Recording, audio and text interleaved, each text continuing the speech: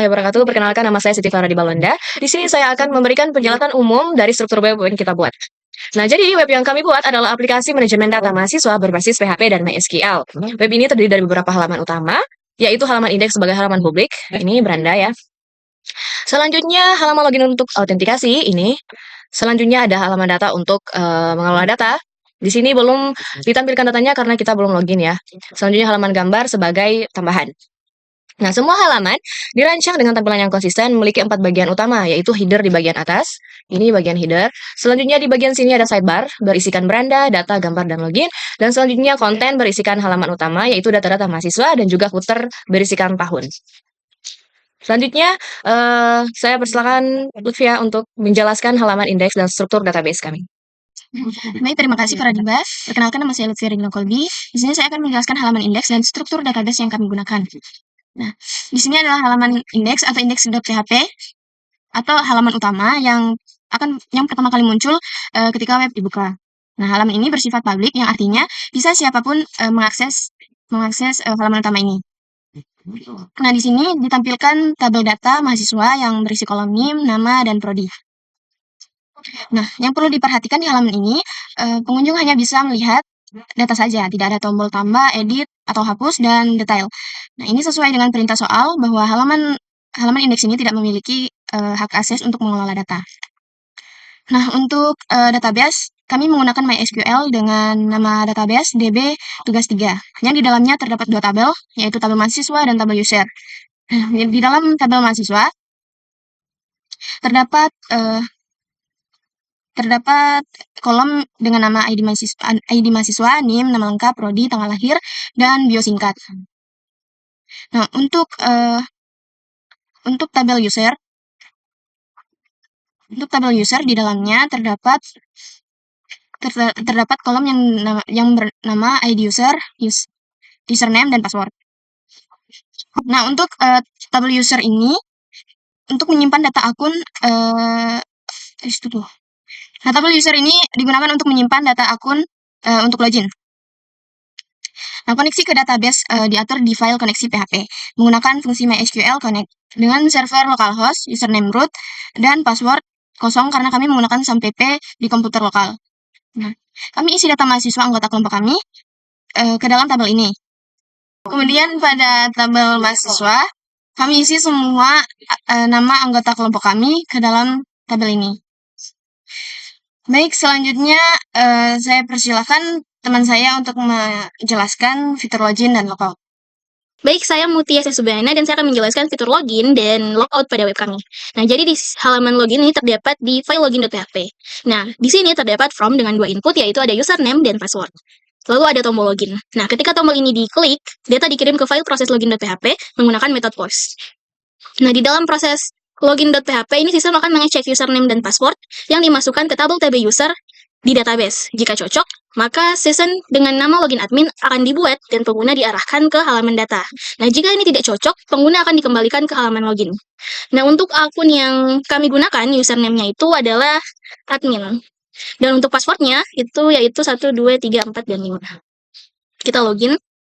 Nah, ini langsung masuk ke halaman data ya. Dan ini tertulis login berhasil. Nah, selain login ada juga fitur proteksi halaman. Nah, halaman data PHP, from tambah.php, dan from edit.php. Semuanya dicek di awal menggunakan session start. Dan pengecekan apakah session login admin sudah ada. Nah, kalau belum login, otomatis langsung diarahkan kembali ke login.php. Ini membuat data aman.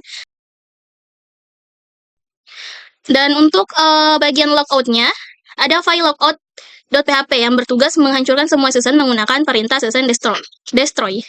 Nah, lalu mengarahkan kembali ke halaman indeks. Jadi setelah logout, pengguna sudah tidak bisa mengakses halaman data lagi tanpa login ulang. Jadi ketika kita klik logout, ini langsung masuk ke halaman utama, indeksnya.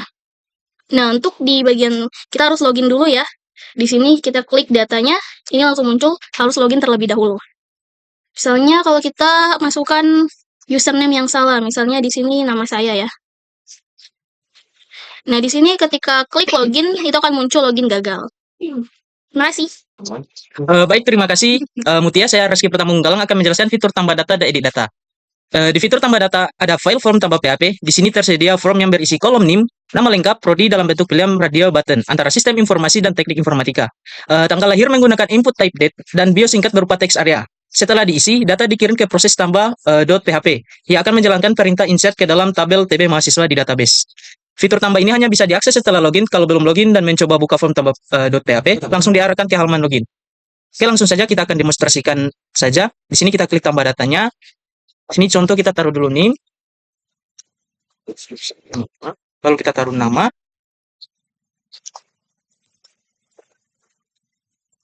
Di sini contoh kita taruh prodinya SI. Lalu kita taruh juga tanggal lahirnya. Misalnya contoh di sini taruh saja 2006 bulan Maret saja. Oke, lalu kita isi bio singkatnya.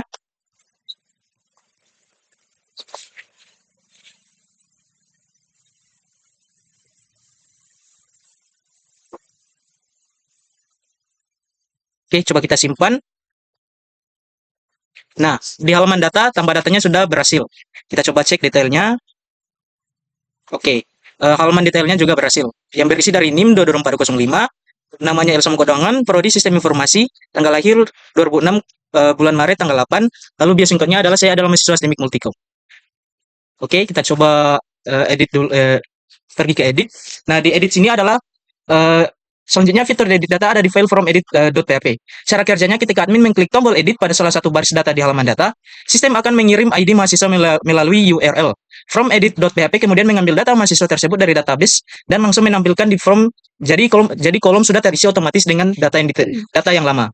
Admin tinggal mengubah data yang perlu diubah, lalu klik update. Data kemudian dikirim ke proses edit PHP yang menjalankan perintah update di database sesuai ID mahasiswa yang bersangkutan, lalu kembali ke halaman data. Oke, coba kita demonstrasikannya. Di sini kita edit saja yang tadi Elsa Mengkodangan. Di sini kita ganti prodinya. Yang pertama SI, lalu kita akan ganti saja di TI. Coba kita ganti saja lagi di bio singkatnya. Di bio singkatnya kita ganti saja saya adalah mahasiswa. Oke, kita update. Nah, demonstrasinya berhasil di halaman data yang tadinya sistem informasi menjadi teknik informatika. Lalu kita cek di detail. Di detail sudah juga berhasil diedit. Yang pertama tadi bio singkat saya adalah mahasiswa STMIK Multikom menjadi saya adalah mahasiswa. Oke, kedua fitur ini juga memiliki perlindungan sensitif seperti yang dijelaskan Mutia tadi.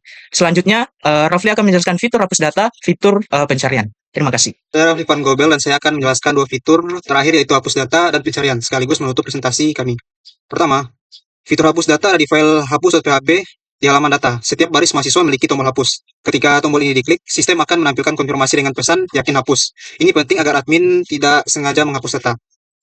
Baiklah, di sini saya akan mencoba menghapus salah satu data mahasiswa yaitu Elsa Mengkodangan. Nah, di sini muncul pertanyaan yakin hapus.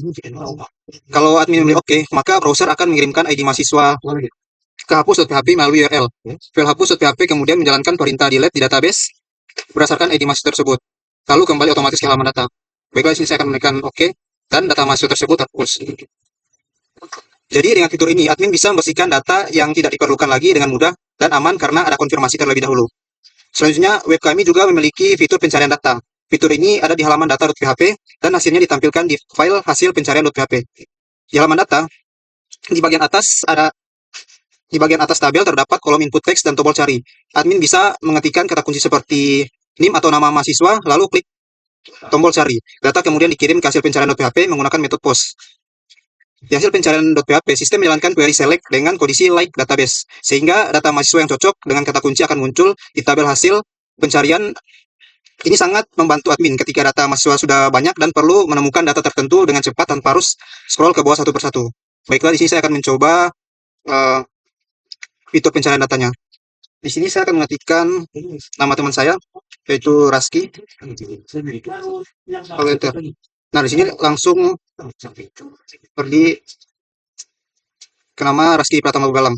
Selanjutnya saya akan mencoba mencarinya lagi dengan nama saya. Nah, di sini langsung ditemukan data saya. Demikianlah presentasi dari kelompok kami. Maaf bila ada kesalahan. Assalamualaikum warahmatullahi wabarakatuh.